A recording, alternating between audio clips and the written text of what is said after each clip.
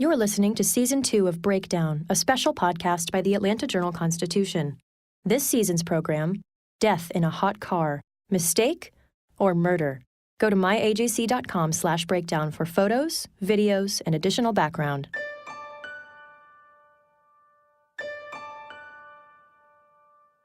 Previously on Breakdown. And you went inside that vehicle hours later. Did you notice anything? Yeah, it smelled like it was a foul odor. It smelled like decomposition or death. I'm saying there's a good chance he didn't smell anything because there wasn't anything to smell. He brings up that he's a guitarist in the church. She responds, quote, "But you still exercise the thought of being with someone else when you're married?" The defendant responds, "Yep." She then asks him, "Does your conscience ever kick in?" He responds, "Nope." I'm Bill Rankin. I cover legal affairs for the Atlanta Journal-Constitution. Welcome back to Breakdown in our in-depth examination of the case of Justin Ross Harris. He's now on trial for the murder of his 22-month-old son, Cooper. In fact, jury selection is underway, and the question remains whether 12 impartial jurors can be found in Cobb County. We've told you an awful lot about Harris and his many flaws, but we haven't said much so far about Leanna, ex-wife of Ross, mother of Cooper. Leanna now goes by her maiden name, Leanna Taylor. Her divorce from Ross became final less than 2 weeks before the trial. Leanna has always been a mysterious figure in this case, and there were things she said early on that made many wonder if she was somehow complicit in Cooper's death. Meet my colleague Christian Boone. He's a reporter for the Atlanta Journal-Constitution, and he's covered the Harris case from the beginning. I asked him, how did Ross and Leanna get together? Well, they grew up about a mile and a half from each other in Alabama near Tuscaloosa. Didn't grow up knowing each other, but they were set up and hit it off right from the beginning. Ross told a friend that I'm going to marry her, and he was persistent. And her friend described it as like they were sort of the target of mean girls, I guess, in high school. Like she had been, social life had not been her first thing because she didn't have much of one. So Ross kind of swept her off her feet, and he was outgoing. She wasn't. She gave him order, which he didn't have, so they sort of fit each other, complement each other well. Leanna has made very few public statements, but you'll be hearing a lot more from her in the upcoming trial. Even though she's recently divorced from her husband, she is also expected to be the star witness for the defense. I think Ross Harris can call her to testify as a witness. That's my understanding that's going to happen. That's Lawrence Zimmerman, Leanna's lawyer. I interviewed him shortly before Leanna was granted the divorce. He has had some very strong things to say about how his client has been treated by the police, the prosecution, and that vast, lurking evil, social media. If you've followed this case, you'll remember that Leanna was at first a tragic figure who had just lost her only child. Then the police seemed to suggest that she might have conspired with her husband to kill her son. And then we saw her on TV, sitting in the courtroom, watching the state make a murder case against him. And then, in that same courtroom, hearing with the rest of the world that Ross had been leading a double life, cheating on her, and trying to hook up with strangers on the internet. So, in those early days, why did police try to link Leanna with the killing? There are at least 4 reasons why. First was her reaction at the daycare center. When she went to pick up Cooper that afternoon, the little boy wasn't there.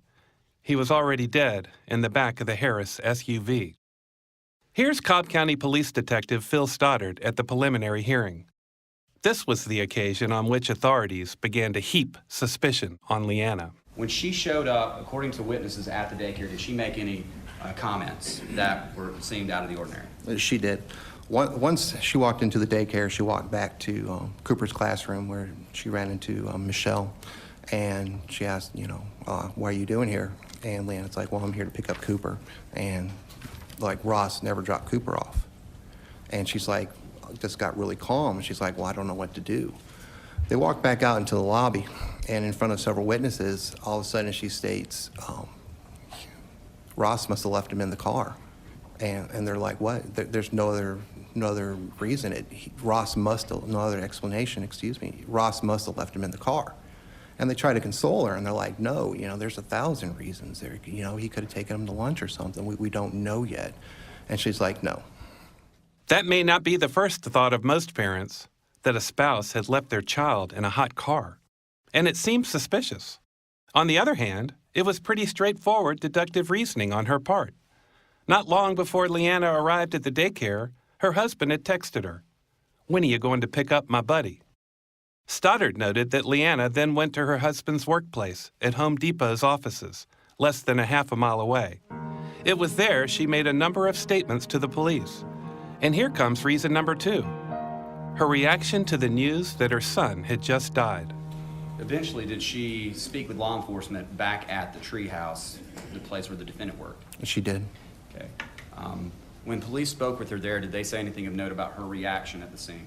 Her reaction at the scene, she didn't show any emotion when they asked her, or actually when they notified her of Cooper's death. She did make a statement that, this was her worst nightmare. And after being told that he was deceased, did she ask to see her son or anything like that? No. Who did she ask to see? She has to see her husband. So, police took her to headquarters to be with Ross in an interrogation room.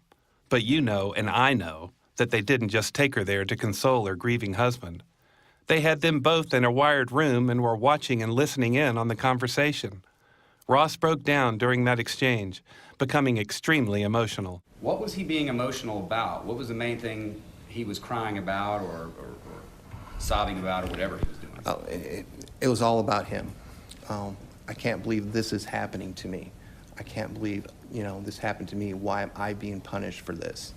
And it continued. It was all very one-sided. Did he talk about losing his job?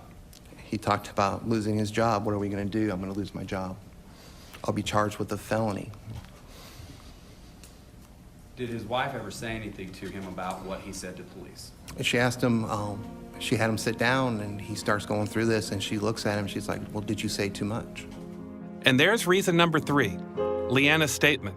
Did you say too much? That could cut 2 ways. 1, it was a generic response to news that your husband was being interrogated by the police. Did you say too much?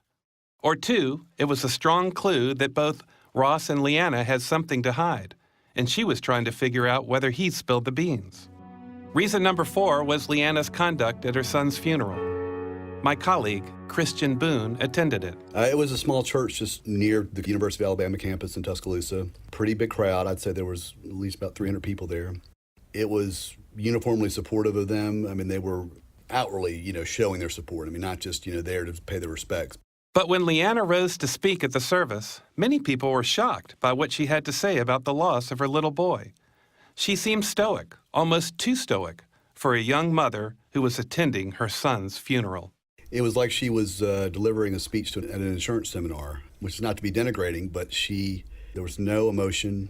She just sort of talked about Cooper and the things that he would miss out on, that she was glad that he would miss out on. And I think some of those things reflected her life and some of the sorrows that she had growing up, just about, waiting for that phone call from a date that didn't come, or, not that kind of thing, sitting at home on a Friday night. Ross Harris has been held without bond in the Cobb County Jail since his arrest on the day Cooper died. He was allowed to listen in on the funeral 10 days after Cooper's death from a phone at the jail. In brief remarks, Ross said he was sorry he couldn't be there and that Cooper never did anything to anyone. He was, just weeping basically over the phone, lots of emotion. But that sort of plays into what we were told about them, is that she's the rock, she's the one who keeps things in order, keeps him in line. He's the outgoing one, the one who just sort of puts it all out there. So, to a degree, that was seen at the funeral with their respective personalities. After the preliminary hearing, Leanna became a pariah in social media. Strangers accused her of being the worst mother in the world. Here's Christian again. Well, what's interesting is you remember, like in the first week, they were getting tons of support. People were paying money. They had a GoFundMe page that was like a legal defense. And then it started trickling out about the sexting and then the hearing. Then, 2 months after that, only Ross Harris was indicted in Cooper's death. The indictment didn't implicate Leanna in any way, but Stoddard still wouldn't let it go. During another hearing in October 2015, the detective found a way to insinuate that Leanna might have been involved.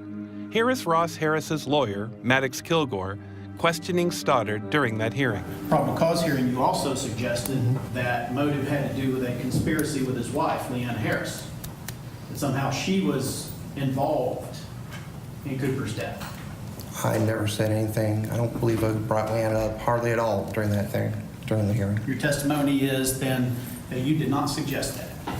What I'm saying is we have not found any evidence to suggest that there was conspiracy. I'll leave it like that. All right, well, how about leave it like this? There's no evidence at all that Leanna Harris is involved in anything, is there? Circumstantial. That's it. Circumstantial? Circumstantial. Okay, well, I mean, this is important. The judge has got to decide. You're saying that it's motive because he wanted to be with his friends and Yes, appear. Okay. But at the same time saying, well, maybe she was involved. And why could not? You tell me. It's your case. Well, if you wanted to guess or you wanted to throw out theories, would it be more likely that he would talk to his wife and get her thinking a certain way before he did the crime? All right. You got no evidence of anything like that, do you? Once again, the circumstantial stuff that she says, that he says, match up. Leanna's lawyer, Lawrence Zimmerman, says he can't believe Cobb authorities continue to view his client with suspicion. It's been outrageous. Look, you have a mother of a child. She lost her child. I have children. I couldn't imagine anything worse than losing your child. And she was innocent in the entire event. Whether or not Ross is innocent or guilty, I happen to believe he's innocent of intentionally doing it, but she had nothing to do with anything. And instead of helping her through the grieving process, they implied she was, and that she had something to do with it because the general public, social media picked up on that immediately and started running with that story. It wasn't the poor mother, so sorry. The police talked about her tone, her demeanor, the things she said about the funeral, that Cooper's in a better place, that she was so stoic. It upsets me to this day how she was treated because she's truly a good-hearted, genuine person. And it's sad. She thinks her husband's a good person, has always been on the up and up as far as she knows. And then he's accused of a crime, and then she's being dragged into it. So it was disgusting. Zimmerman says those assertions by the cops are bogus. Here's his take on Leanna's question to Ross. Did you say too much? She's a very religious person, and she's just being strong for Ross, and she just asked him questions, and she was confused as to why he's being accused. So she said, "Did you say too much?" So people took that and said, that means she knew he was going to kill their child. Well, in the context of everything that occurred, that's not what she meant. She just said, "Did you say too much?" Because she's confused. Why is he being accused of a crime? What could he have said? Did he say something that he shouldn't have said? Maybe it came out inartfully. My colleague, Christian Boone, added this possible explanation as well. Well, that could have also been, more likely was her saying, "Did you open your big mouth again and, say something that got you in trouble?" Because Ross had a tendency to kind of exaggerate and, be sort of self-important. And here's what Zimmerman has to say about Leanna's statement that Ross must have left Cooper in the car. The kid wasn't at daycare, wasn't with Ross. It doesn't take a rocket scientist to all of a sudden realize must have left him in the car, because where else would he be? Right. I mean, he's 2. You can't just get up and walk away. So, again, people are taking something she said that was just a logical inference and saying, aha, well, that as well. And here's his slapdown of Detective Stoddard about his continued assertion there is circumstantial evidence against Leanna. Somebody needs to tell him he can't speak like that. You got the evidence, bring it. Bring it. You think she did something? Indict her today. Why haven't you? If you think she did something. Because it'll be the fastest acquittal in the state of Georgia history. Because there's no evidence she did anything wrong. Leanna's lawyer thinks there's only one reason the police have continued to insinuate that she must have been involved in Cooper's death. But you know why? Because they want to try to hold this over her head to try to scare her from testifying or stop her from testifying. Now, if your husband kills your son, accidentally or on purpose, and then you find out he has been a serial adulterer who is sending thousands of text messages to other women, would you want to testify for him or against him? Or maybe just get the hell out of Dodge altogether, leaving him and all that heartache far behind you? Well, Zimmerman says Leanna will take the stand, and here is what he expects her to say. I'm confident she'll tell the truth about her relationship with her husband and how he was as a father. I don't know what else she could say. I don't think she knew much about what he was doing behind other people's closed doors. He was a good father to Cooper, and he loved him. And there's no way that he would intentionally hurt Cooper. She believes that 100%. She's filed for divorce. She doesn't want to be with him anymore. But she believes in his innocence as far as it comes to what happened. Obviously, forget the fact that she's lost her child and she's found all this out, but it's not something she wants to do. But I can say this, she doesn't want Cooper's memory to be that his father intentionally murdered him, because that means that his father did not love that child. And his father, Ross Harris, according to Leanna, loved that child. Will Leanna's support from the stand be enough to move the jury? Impossible to say. It should also be noted that she has been subpoenaed by the state to testify. But if her testimony is as strong as Zimmerman predicts, she could be a problem for the prosecution. So prosecutors are giving the jury more than one path toward convicting Ross Harris of murder. 3 of them, in fact. Now it's time for Lesson in the law. We've talked a lot about malice murder, the intentional killing of another person. But we also need to talk about felony murder, because Harris is charged with that too. He actually faces 2 counts of felony murder. One of them is very similar to the malice murder case. In fact, if the jury convicts Harris of malice murder, I suspect it will convict him of this felony murder count as well. Police charge you with felony murder when a person dies while you're in the act of committing a felony. In felony murder, you'll hear lawyers talking about the underlying felony. In the 2 felony murder counts against Ross Harris, the underlying felonies are cruelty to children in the 1st degree and cruelty to children in the 2nd degree. Let's take the 1st degree first. The indictment of Harris says that he maliciously caused Cooper cruel and excessive physical pain by leaving him alone in a hot motor vehicle. That's cruelty in the 1st degree, and it's similar to malice murder. That is, you did it on purpose, with malice. Now, to child cruelty in the 2nd degree.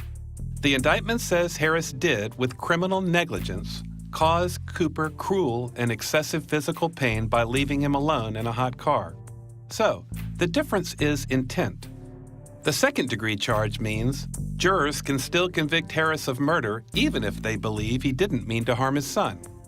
Yeah, that last one really opens up the possibilities for a vengeful jury. Even if he didn't mean to do it, he still serves life in prison. So we get malice, right? That's ill intent, an easy if scary concept. Malice means evil. But what about criminal negligence? That's a legal term, and it's complicated.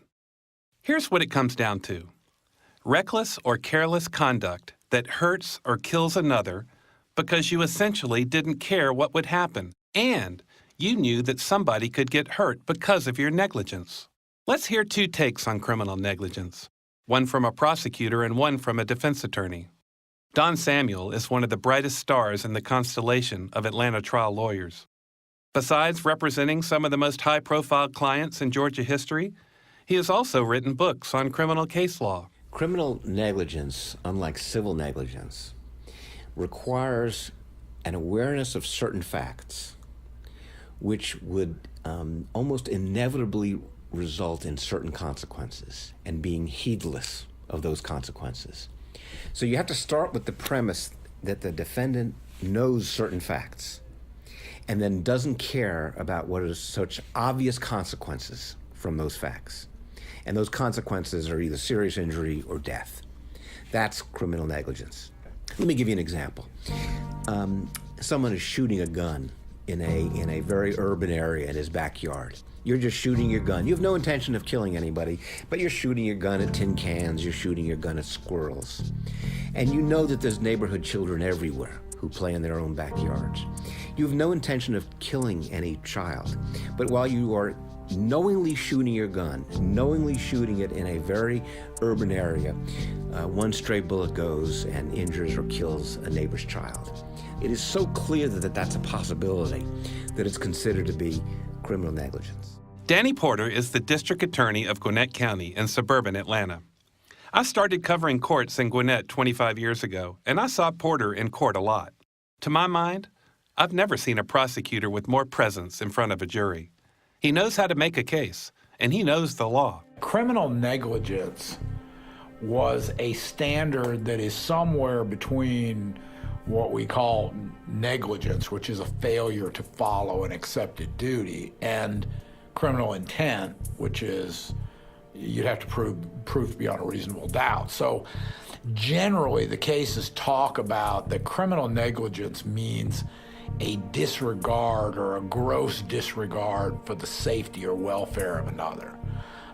Examples of that would be firing a gun into a crowd or firing a gun into the air is a gross negligence idea that you've created such a danger and your level of care for the safety of others is so low that it moves it from regular civil law negligence into gross negligence. Now remember, Don Samuel is a defense attorney who is trying for acquittals, and Danny Porter is a prosecutor who's trying to convict. So not surprisingly, they don't arrive at the same conclusion when asked whether they think Harris is guilty of criminal negligence.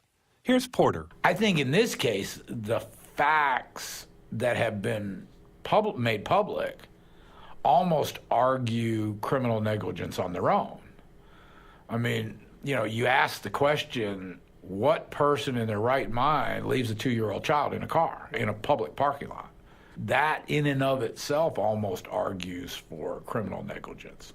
Then you add in distraction that the texting and everything made, and that he sought out that distraction, and all of a sudden, we were at a level at that time where we had kids who were dying in cars, the public attention was high, the governor had the program, look in your back seat, pay attention, and here's this guy who's numbing his brain even further from the regular sort of be careful with your kid duty you have. I think the facts almost argue criminal negligence in and of themselves. Okay, you ready to convict? Here's what Don Samuel says. The facts of this case make it somewhat difficult to ever rely on criminal negligence, it seems to me, because the facts that are known by hypothesis are that he knew the child was in the car, that the windows were closed, and that he was going to work. The inevitability of death or serious bodily injury is obviously true, but the facts in that case, the known facts, are clear that it rises to the level of murder. It's malice murder. That's no longer negligence. Nobody in this day and age can leave a child in 90-degree heat in a closed car for 5 or 6 or 7 or 8 hours and not say, not only did I only know facts A and B, the fact is you knew fact C as well. You had to have been intending to kill the child if in fact he knew the child was in the car. So I don't find criminal negligence if in fact he knew the child is in the car. I don't see that as being criminal negligence. I see that as being murder. If he doesn't know the child is in the car, he forgets or whatever, then you've lost those predicate facts that he has to have known in order to create the inevitable consequence. If you don't know the child is in the car, either through forgetfulness or for whatever reason, then you don't have criminal negligence because you don't have the underlying facts. Like the person with the gun in the back of his backyard. If he doesn't know it's a real gun, if he doesn't know it's an urban area, if he doesn't know that the gun is shooting real bullets, then you don't have the inevitable injury that you would that is so clearly foreseeable. So if he doesn't know the child is in the car for whatever reason, it's not going to be criminal negligence. If he does know the child is in the car, you have murder. In neither event do you have criminal negligence. We've covered malicious intent and criminal negligence. You've got that straight, right? But have you also thought about what this really means? On the one hand, the state is charging Harris with intentionally killing his son. And on the other hand, it's saying he killed his son by accident. That's totally inconsistent, right? How can they do that? Here's Porter again. There's no requirement in Georgia law that you present a unified theory of guilt to the jury. What you're allowed to do is charge all offenses that could be charged under the facts. And in fact, they're really not that different, because you got to remember the structure of our charging in Georgia is we don't have degrees of murder.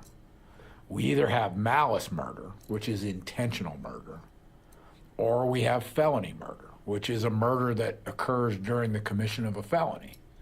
So what I think they've done is strategically, they've allowed the jury two paths to reach the same result, which is the jury could find evidence that he intentionally killed the child. And in that case, they could convict of malice murder.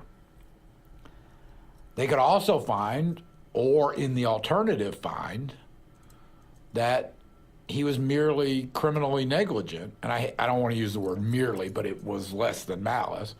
He was criminally negligent, and the child died as a result of that, and therefore he's guilty of felony murder. So I think they've set it up strategically so they give the jury some options under how they interpret the evidence as it comes out, which is not uncommon among prosecutors. We do it all the time. It's called charging in the alternative, and prosecutors do it all the time.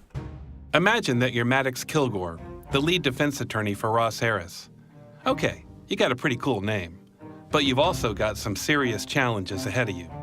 Every client has flaws. This one has massive inflame the jury flaws. By charging Harris with malice murder, the prosecutors will introduce all the evidence they can to show what an awful person Harris is. And as I've told you, there's a mountain of that evidence. So what is the prosecution trying to do? They're trying to prove motive. They're also trying to show, with every piece of evidence they have, that Harris wanted his son out of the way, and that he was capable of making that happen. For this reason, Kilgore has tried long and hard to prevent the jury from ever hearing the most incendiary evidence. Here he is during a hearing earlier this year. Ross Harris is charged with murder. It carries a mandatory life sentence. The case involves the death of a child less than 2 years of age. The man on trial is his father. The state's discovery that we've received includes no history of neglect, no history of physical abuse, no history of indifference toward his son, no evidence of prior difficulties. The state wishes to introduce evidence of defendants' infidelities and sexual communications and the like over a period of time. And there's nothing about these graphic sexual communications or actions directly connected to the death of Cooper Harris, so it's plainly bad character evidence. Is there really any way that the admission of such graphic sexual information is not substantially outweighed by the unfair prejudice? Can the court really make a finding that Mr. Harris would not be unduly prejudiced on a charge of murder of a child if the jury hears and sees every sexually related indiscretion or graphic sexual activity or communication and filthy languages or images, even if it's not unlawful? Here is lead prosecutor Chuck Boring arguing that the evidence is essential because it proves motive. Through these other acts that we're going to have to talk about, I think it's very important to show how extensive this is, to show how important these things were to him as compared to his family. In doing so, some of the general things that we would show through this, one, that while the defense pointed out some of the more self-serving statements the defendant would have made about his marriage and things like that, throughout this we would be introducing evidence as well through messages to people he knew, through messages to women that he didn't even know, that he was unhappy in his marriage, that he was unhappy in his sex life, that he would not leave Leanna because of Cooper, that he was the thing to keep him from leaving, that they were actually in counseling, marriage counseling, statements that he said that he hated being married, that he wanted to be single again, that he wanted to sleep with as many people as possible. The evidence would also show arguments as well. And even up to and on the day and in the minutes before he locked Cooper in that car, he was complaining about his wife, complaining when he wanted to go out with his friends. And then specifically saying that he wanted an escape from Cooper. When lawyers talk about damaging evidence and whether it's admissible, they talk about it two ways. Either the judge lets it in, or the judge keeps it out. If the judge admits it, lets it in, then the jury will hear about it. If the judge refuses to admit it, keeps it out, then the jury never hears a word about it. It's as if it didn't happen. As you can imagine, whole cases hinge on whether a judge lets something in or keeps it out. So before a trial begins, you can expect the defense to file motions seeking to suppress the most damaging evidence. The prosecution will argue to let it in, of course, and the result depends on a couple of things: the evidence itself and how it was gathered, but sometimes the biggest and most unpredictable factor is the judge. Who's the judge in the Ross Harris case? That would be Cobb County Superior Court Judge Mary Staley. Staley is a former prosecutor and is known as one of the most prosecutor-friendly judges in Metro Atlanta. When the defense filed a motion to suppress the most inflammatory evidence against Harris, it seemed likely that Staley would decide to let all the evidence in. And she did. That was a major victory for the prosecution and a tough but expected break for the defense. So let's say your client has committed sexual indiscretion after sexual indiscretion. Let's say the prosecution has evidence of all of them, which it has. What do you do to counteract all that horrible-sounding history? Here's Marietta criminal defense attorney Ashley Merchant. She has closely followed this case. Once the judge determines that this evidence comes in, as a defense lawyer, you have to figure out how do I counteract it. And the best way is to take it full on, embrace it, and try and explain it. And so they've got a very good strategy to try and turn this around and say, this evidence that the state is relying on so heavily, it actually shows something different. You can actually look at it a different way. And so their biggest hurdle is going to be getting this jury to keep an open mind, to look at it in two different ways. And these people were folks that said, we know him, he would never do this. What do you need from us? How can we help him? These aren't scorned women who think he's a creep. These are women that he knew, although he shouldn't have been talking to, but that knew him and are saying he loved his son. Above all else, he loved his son. Merchant wonders whether malice murder is not so much a charge as a strategy. By charging malice murder, prosecutor Chuck Boring can tell the jury all about Harris's endless promiscuity. Even if he can't ultimately prove malice, he still has proved to the jury that Ross Harris is an unsavory character who deserves to be punished for something. Let's say the jury concludes that Harris did not intend to kill his son, but still wants him to pay. It can find him guilty of felony murder by criminal negligence. As we've shown, it has the choice to do that. So, even if he can't show malice, the prosecution still walks away with the win. How big a win? Here's Ashley Merchant again. I think it's going to be very difficult to prove the intent that's required for malice murder, but I think part of the reason that they charged malice murder is so they could get in all of this prior act evidence, this what we used to call similar transactions or prior bad acts. To get that in, they need to say that they need it to prove motive, to prove malice. And without that charge, that malice murder charge, they'd have a much harder time getting that evidence in. And they need that to prejudice the jury, to get the jury to dislike Ross Harris. They need the jury to hate him. That sentence is life in prison, and Harris would not be eligible for parole until after serving 30 years behind bars. He's now 35 years old. Next, on Breakdown, even more charges against Harris, and the challenges of choosing a jury in such an explosive case. I think the case was going to come down to picking a jury, like most cases do. I mean, that's what the O.J. case was about. It came down to picking the jury. They got the right venue, and they picked the right jury. Season 2 of Breakdown, Death in a Hot Car, Mistake or Murder, is a production of the Atlanta Journal-Constitution. The story is reported and told by Bill Rankin, produced by Richard Hallex. Audio production by Chris Basta of Bare Knuckles Creative. The music for Breakdown was composed and performed by Bo Emerson, Chris Nicholson, and Chris Basta. Special thanks to Bert Roten, Ross Cavett, Chris Nicholson, and Buddy Hall.